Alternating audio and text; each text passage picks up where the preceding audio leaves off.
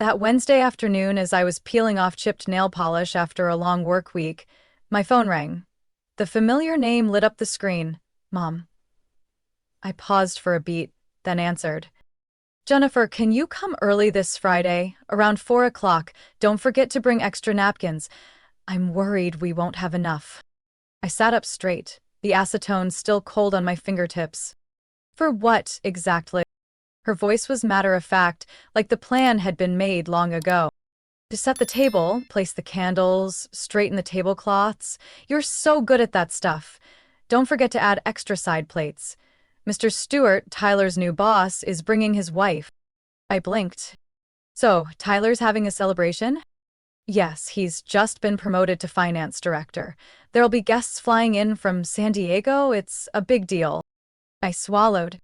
And I wasn't invited? There was a pause. Then, without a hint of hesitation, she said, Well, no, it's more of a work thing. Tyler's colleagues and friends. You wouldn't really fit in. You know how it is, sweetie. You're not exactly the finance crowd. A dull ache hit my chest. Not because I wasn't invited, that part was familiar, but because of how easily she said it, like it didn't even warrant a second thought. I kept my tone steady. But you still want me to come help set everything up? Exactly. Her voice brightened as if I'd just solved a puzzle. You're better at this than anyone. Remember Aunt Nancy's birthday last year? Everyone raved about how gorgeous the table looked. Honestly, I don't know who else to rely on but you. I bit the inside of my cheek. Again, I was the one in charge of cutlery, candles, and wiping up the sauce stains, but never asked to sit with everyone. I might as well have worn a catering uniform. My name's Jennifer. 29, city librarian in Temecula, Southern California. I moved out at 21, partly for independence, mostly to escape the feeling of being the shadow behind my brother's spotlight. Tyler, the golden boy, the one who could do no wrong, is now hosting another evening of praise. I'm apparently not polished enough to attend, but still useful enough to scrub and prep behind the scenes. All right, Mom, I replied after a short pause. 4 o'clock, right? That's right. Oh, and remember, ivory napkins, not bright white. And if you could grab those lemon-scented candles again, that'd be perfect. She hung up. Without a thank you. Without even asking how I was doing. Just another checklist of tasks, like I was her unpaid logistics manager.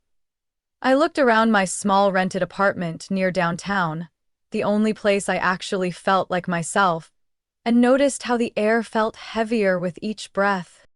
I thought about the Christmas party, Grandpa's birthday, Tyler's best friend's wedding.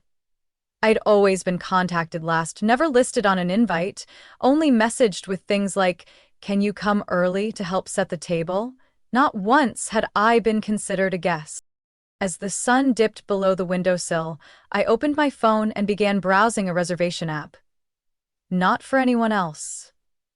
For myself. I wasn't exactly sure what pushed me to do it. Maybe it was the quiet, simmering resentment, or maybe it was the simple desire to sit down and enjoy a meal like a person, not a shadow, not Tyler's sister, not the dependable cleaner. Within 3 minutes, I got the confirmation email. A window seat at Il Corvo, an Italian restaurant I'd passed dozens of times but never dared enter, not because of the price, but because no one in my family ever saw me as the kind of person who dined where they use cloth napkins and write menus in Italian. I stared at the words, "Reservation confirmed, Friday 7:30 p.m., and let a small smile slip out. Thursday afternoon, I stood in the grocery store, under fluorescent lights casting a hard glare across the shelves of neatly color-sorted napkins.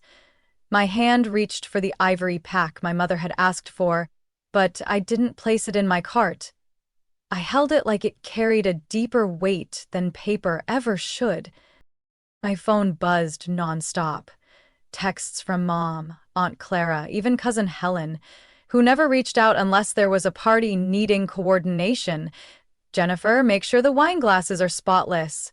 Mom thinks vanilla candles might be better than lemon. Can you check?" Don't wear dark colors, looks uninviting to guests. I set the napkins back on the shelf, picked up a bag of salted cashews instead, and walked straight to checkout. Outside, a cold breeze slid across my face, catching a stray strand of hair on my lip gloss. I didn't bother brushing it away. All I could think was, have they ever actually asked if I wanted to do any of this? Or was I just assumed? Like a glass of water, always there when needed. That night, I sat in front of my laptop with a glass of white wine in one hand and a box of Korean fried chicken from down the street on the table. On screen, the reservation confirmation still glowed. Friday, 7:30 p.m., Il Corvo. A place I'd admired for years but never felt right stepping into. Not because I couldn't afford it, but because no one in my life imagined I belonged there. When the phone rang, I let it ring 4 times before answering. Mom's voice chirped with that same casual brightness, as though nothing about her request had been remotely out of line. Jennifer, don't forget to come early tomorrow. I want to try a new flower arrangement. Got it, Mom, I said, drawing out each word like a thread. Everything will be fine. Of course it will, with you in charge. I don't even stress. Oh, and can you grab that white wine from Meadow Glen again? The one you got last year? It was fabulous. I gave a small smile, the kind no one hears, but you feel in your jaw. I had made up my mind. I hung up, set down my glass of wine, and opened the closet to pull out my olive green silk dress, the one I had planned to wear on my birthday last year, but ended up spending the entire evening cleaning up after my brother's party. I hung it on the bedpost, no need to try it on. I knew it still fit perfectly. Friday drifted by with a strange kind of quiet. Not because no one messaged me. Texts kept coming in like a steady drizzle, but because I had turned off all notifications. I left work early, came home, took a warm shower and blow-dried my hair with extra care. Looking in the mirror, I saw a woman just shy of 30. No heavy makeup, no over-the-top outfit. Just me. But not standing in the background. When the clock hit 6:55, I locked the door, walked to my car, and drove slowly down streets bathed in the golden light of early evening. In my mind, I imagined my mother's kitchen already unraveling, she frantically searching for crystal glasses, Dad forgetting to preheat the oven, and Tyler, probably still fumbling with his tie, scowling as he told everyone to just relax. At 7:18 p.m., I parked and walked through the glass doors of Il Corvo. The space was warm, soft candlelight flickering like a gentle greeting. The host smiled and guided me to a window table. I sat down, placing my purse on the chair across from me. No one asked me to fetch the wine. No one reminded me to polish glasses. No voice from behind whispered, "Can you just do this one thing real quick?" It was just me, my olive dress, a glass of red wine, and soft jazz tracing invisible lines through the air. When the server handed me the menu, I didn't rush to decide. I was too busy enjoying the feeling of being the main character in my own story. My phone buzzed a few times inside my purse. I didn't reach for it. They would manage. Maybe the napkins were the wrong color. Maybe the flowers weren't arranged in perfect symmetry. Maybe Mom was already grumbling and Tyler rolling his eyes. But they had each other and a fully stocked kitchen. Something they always assumed could replace me. But tonight, I wasn't the silent backdrop in someone's social media post. I was right here, bathed in gentle light, exactly where I chose to be. Back at the 2-story house in suburban Vista Del Mar, the kitchen lights had been on since early. The smell of roasted chicken hadn't reached the hallway yet, because the oven still hadn't been turned on. My mother, Deborah, rushed between the kitchen island and the dining table, glancing every few seconds at the silver plate-shaped clock on the wall. "What time is it?" she asked no one in particular, gripping a handful of unwrapped candles. "Why hasn't Jennifer shown up yet?" My father, Russell, was crouched near an outlet, trying to unplug a laptop charger to plug in the coffee machine. He looked at her, speaking gently. "Maybe she's stuck in traffic."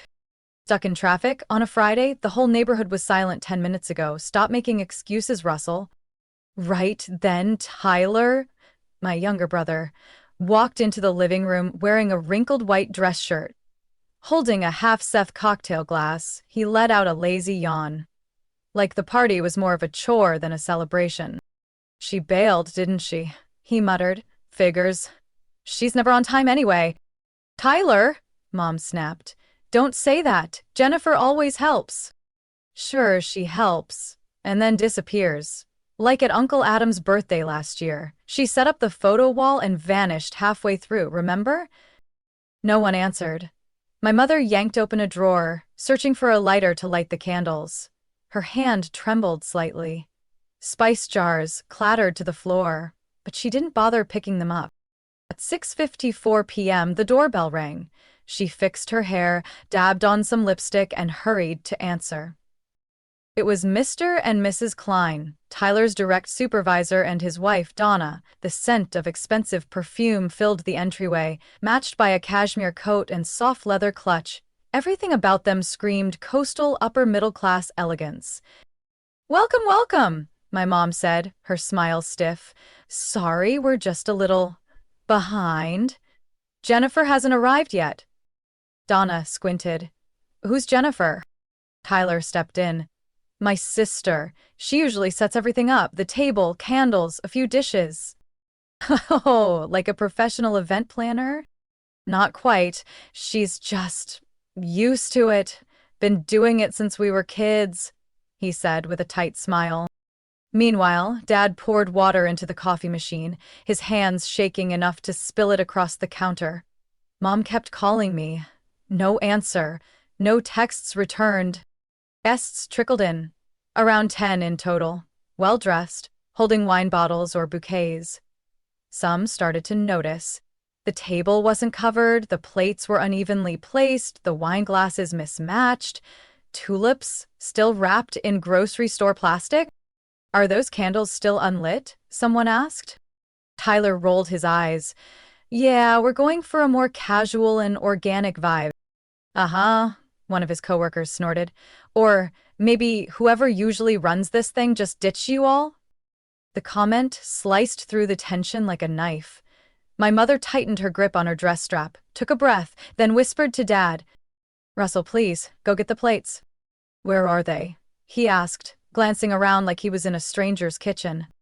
"Bottom cabinet, under the oven, for God's sake."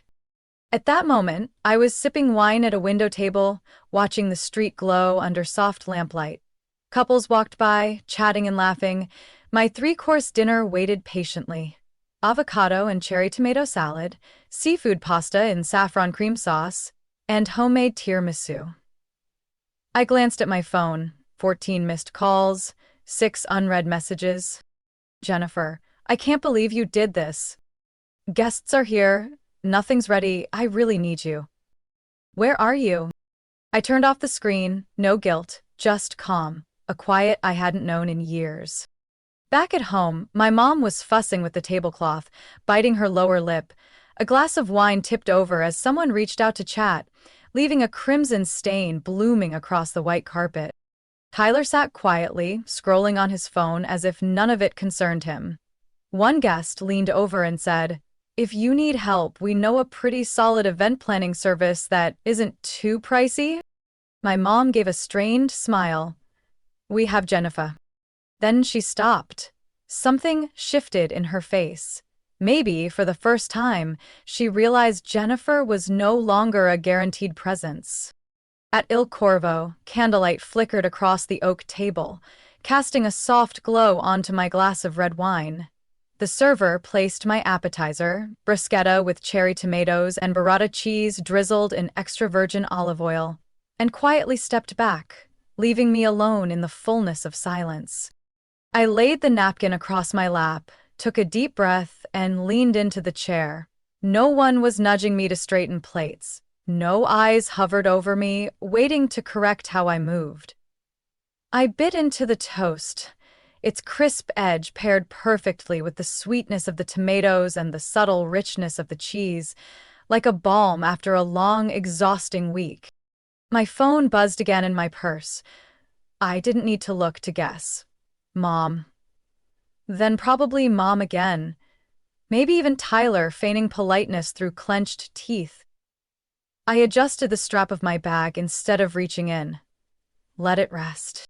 At the next table, a middle-aged couple laughed gently, the man occasionally whispering something that made the woman giggle. They ordered dessert, clinked glasses, no rush, no tension. Watching them, I wondered, would I ever sit across from someone who didn't need me to fix, organize, or perfect anything, who just wanted me there? My entree arrived right as the clock struck 8 p.m. Saffron cream seafood tagliatelle. Something I'd nearly ordered many times but always thought it's not the right moment.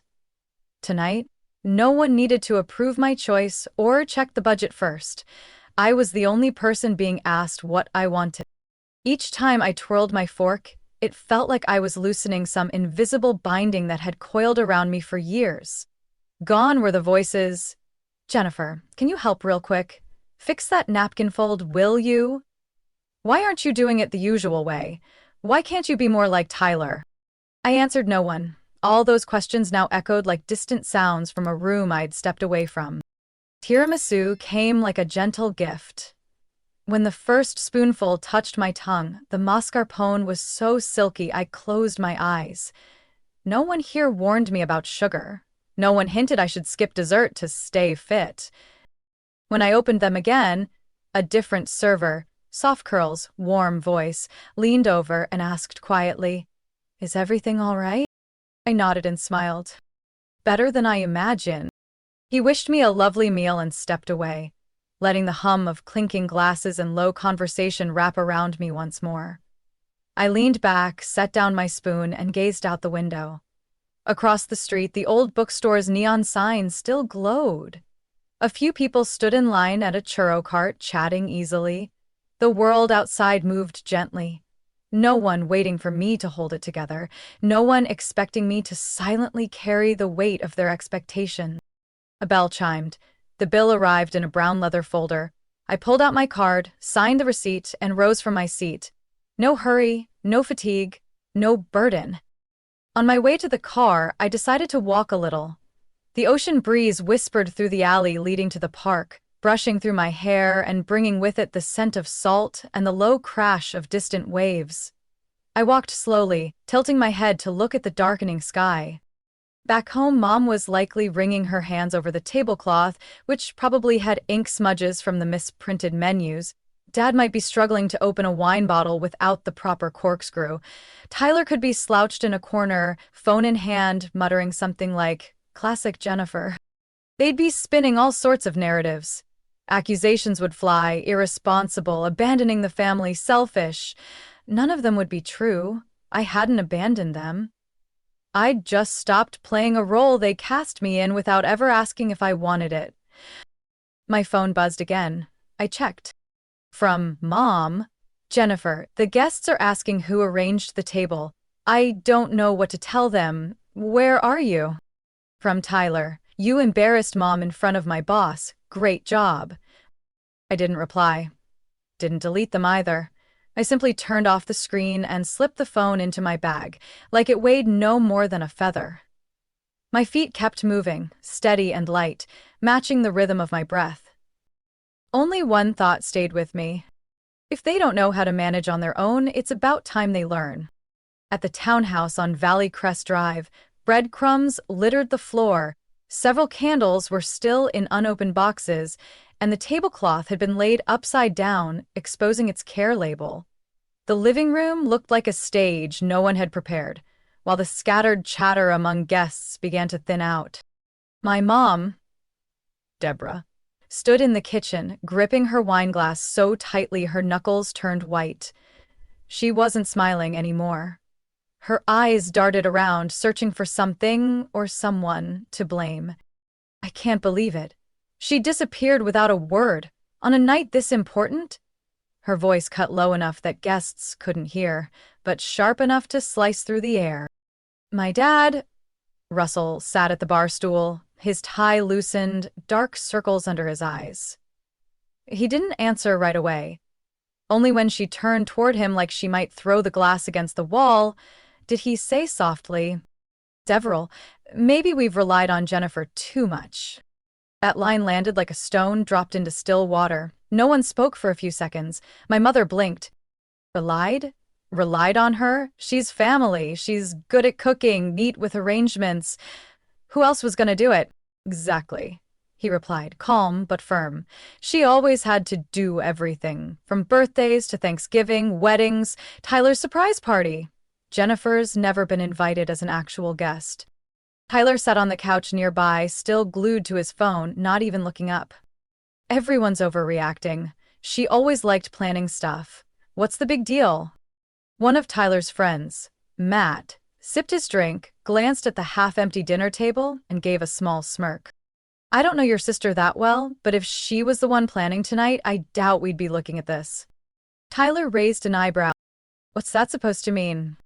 I mean, at the very least, the napkins would be folded right, and the candles wouldn't still be in a paper bag in the middle of the table.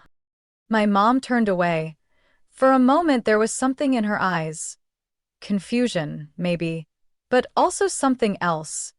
An encounter with the truth. The kind she usually sidestepped with schedules, demands, and sayings like, "A daughter should sacrifice." Guests began to quietly gather their things. Excuses ranged from, "Got an early morning," to, "The drive home's kinda long." Classic lines when the vibe has already faded too soon. Deborah forced a smile as she saw them to the door, each step echoing across the stiff tile floor. When the front door finally shut, silence spread over the house. Tyler went upstairs without a word. My dad took off his jacket, draped it over a chair, and sat down with a weary exhale. He picked up his phone, opened his contacts, and tapped on my name. The message took a long time to type. His hand paused several times before finally hitting send. "Jennifer, I'm sorry. Your mom and I shouldn't have treated everything you did as an obligation. I'd like to talk when you're ready."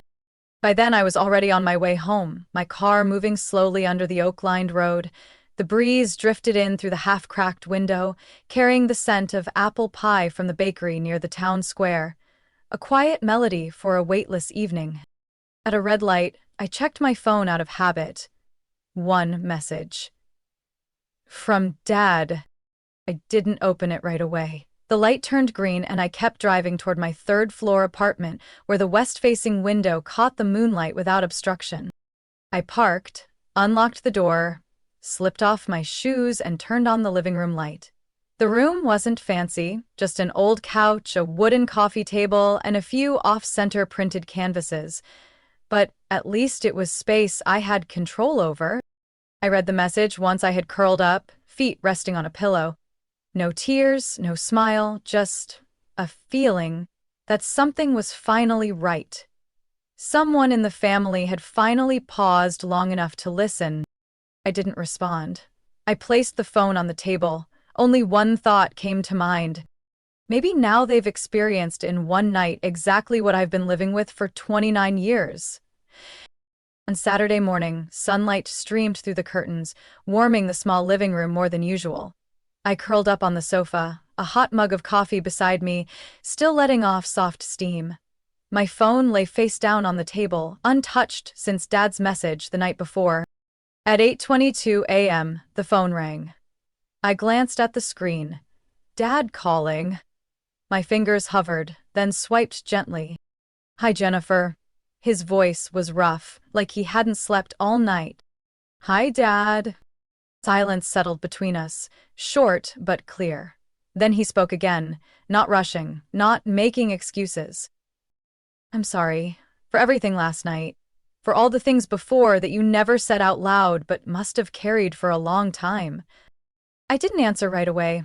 My eyes wandered toward the window, where a delivery truck was pulling up outside the corner bakery. "I got used to it," I replied, trying to keep my voice even. So much that sometimes I thought, maybe being the one who handles everything was just the role I was born to play. He let out a sigh. No one should feel that way in their own family. But I did. So many times. Like a shadow. Whenever there was a party or some special occasion, people needed me. But in the real moments, when we sat down together, when we shared, when someone was truly seen as part of it, I was just the person behind the curtain. There was no reply on the other end. I heard the creak of a wooden chair. Maybe he had just sat down at the kitchen table. I think we got too used to depending on you, he said. So used to it that we thought it was just natural, that you'd always show up, no questions asked, that you'd never say no because you're kind.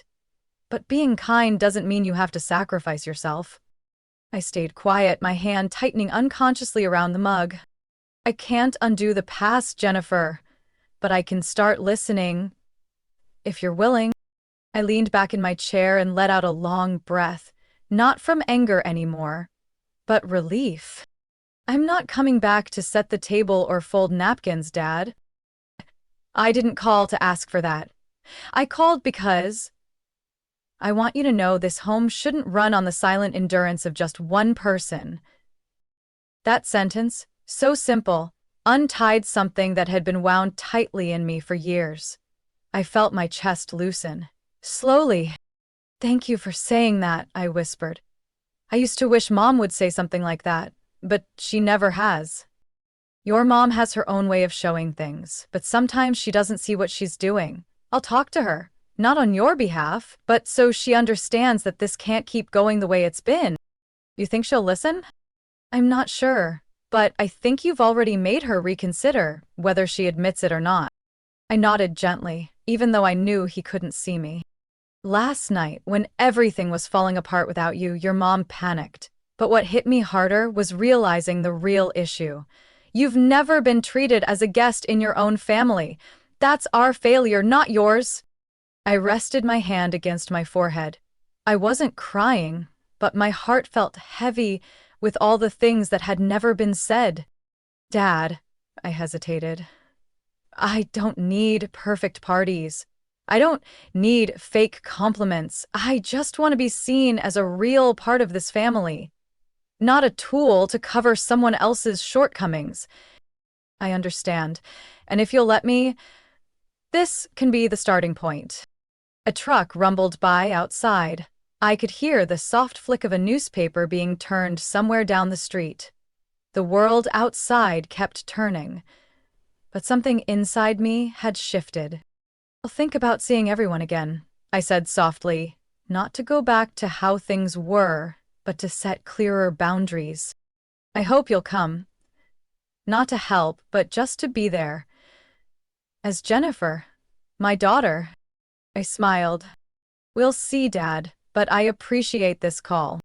When the conversation ended, I looked at the now cold coffee. My heart, though, felt warmer than when I'd started drinking it. Not every relationship can be salvaged, but the ones that are sincere, there's always space to begin again, if people are willing to listen. I sent my mom a message Sunday night. Would you meet me for coffee tomorrow afternoon at the cafe near your place? Sweet bean, my treat. She replied more briefly than I expected. Okay, 2:00? I typed agreed, then set the phone down, feeling the back of my hand cool even though there was no draft in the room. The hardest part isn't starting the conversation. It's staying calm enough to say exactly what needs to be said without letting emotions turn it into blame. On Monday afternoon, I arrived 10 minutes early. The cafe smelled faintly of vanilla, and the hum of a coffee grinder droned behind the counter. I picked a table by the window, ordered a cappuccino and a bottle of water. Mom walked in right on time. Dark blue coat, hair in a bun, eyes shadowed like she hadn't slept well. She pulled out a chair without much greeting. How are you? Okay. Tired. Spent all of yesterday cleaning up alone, but I managed. I looked straight at her.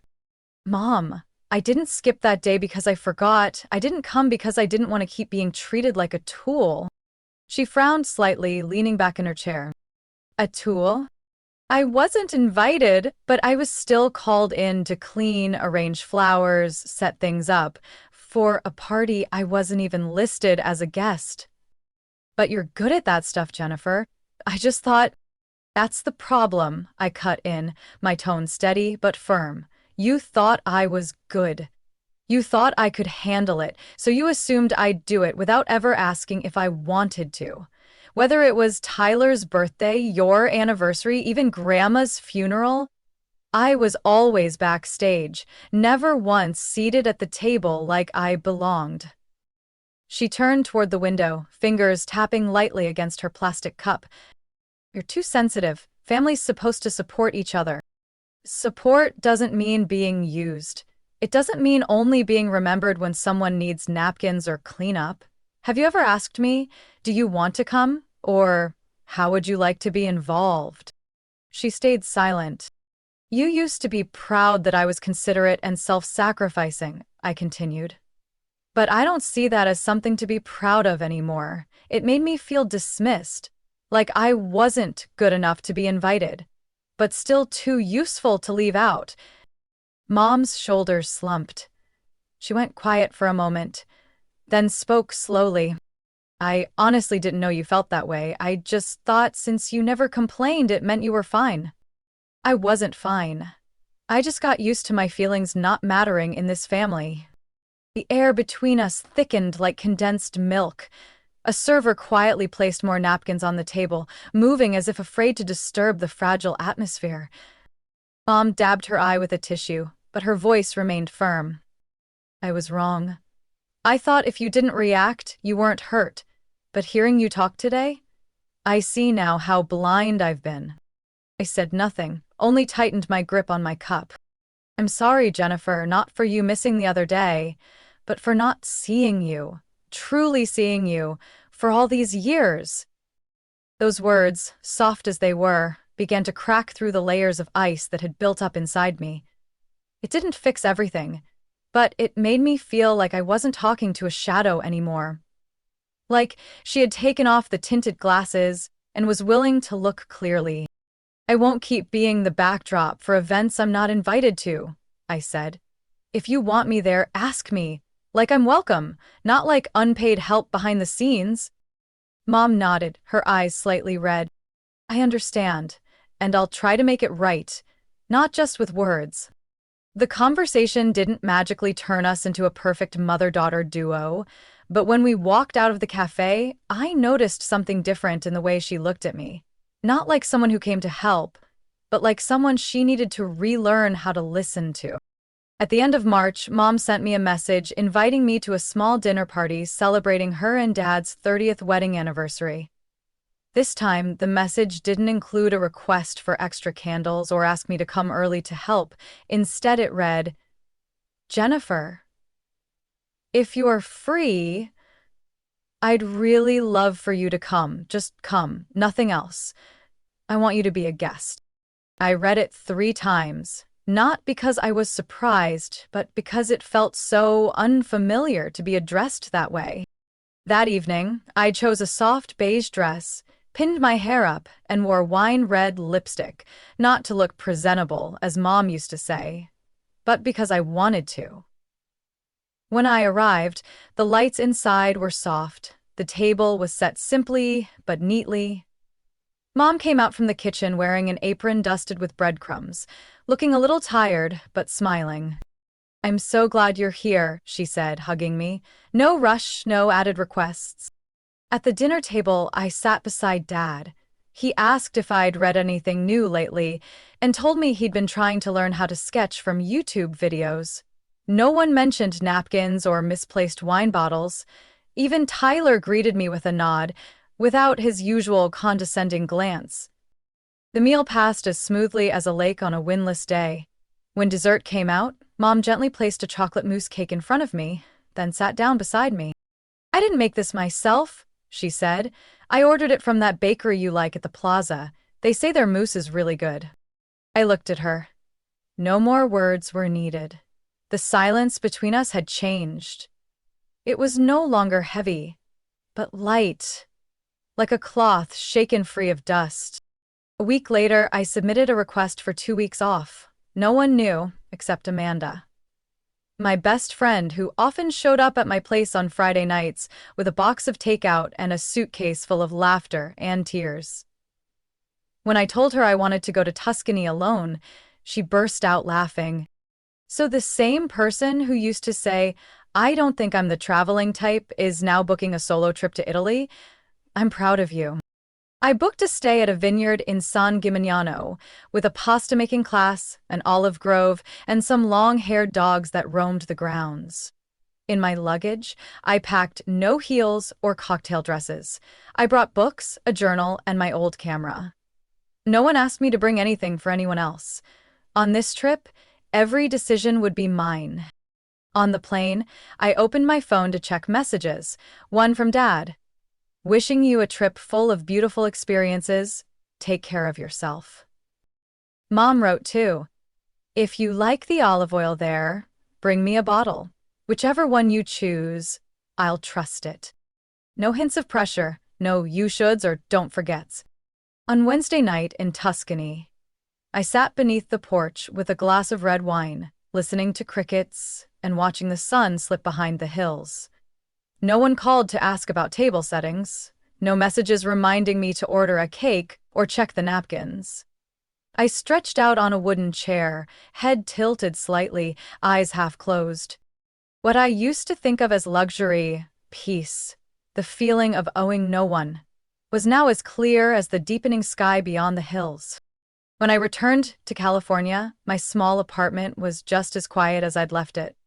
On the table was a photo of me, laughing beside a row of olive trees, taken by a Canadian tourist I'd met. I framed it and placed it on the bookshelf, between two old novels. The face in that photo wasn't someone trying to please others. It was just me. Not serving, not burdened, not bowed. One evening, in mid-April, Mom called, just to ask, "What have you been craving lately? I want to try making it." I looked up, slightly caught off guard by the question. "You want to cook?" "Yes. I don't want to keep relying on you. It's time I learned to listen and do something for you." I leaned back in my chair and closed my eyes gently. No more resentment, just the sense that finally they were starting to see me. Not because I could arrange flowers or fold napkins just right, but because I deserved to be seen for exactly who I am. Jennifer's story is a powerful reminder that kindness should never be mistaken for obligation. After years of playing the silent support role, she learned how to set boundaries, reclaim respect, and live in alignment with her true worth. Choosing herself wasn't selfish, it was essential for healing. Through that journey, she didn't just change her family's perspective, she proved she was worthy of love, not for her usefulness but for who she is. What do you think of Jennifer's choice? Was she too firm, or was it long overdue? Share your thoughts in the comments below, and don't forget to follow the channel for more heartfelt, meaningful family stories.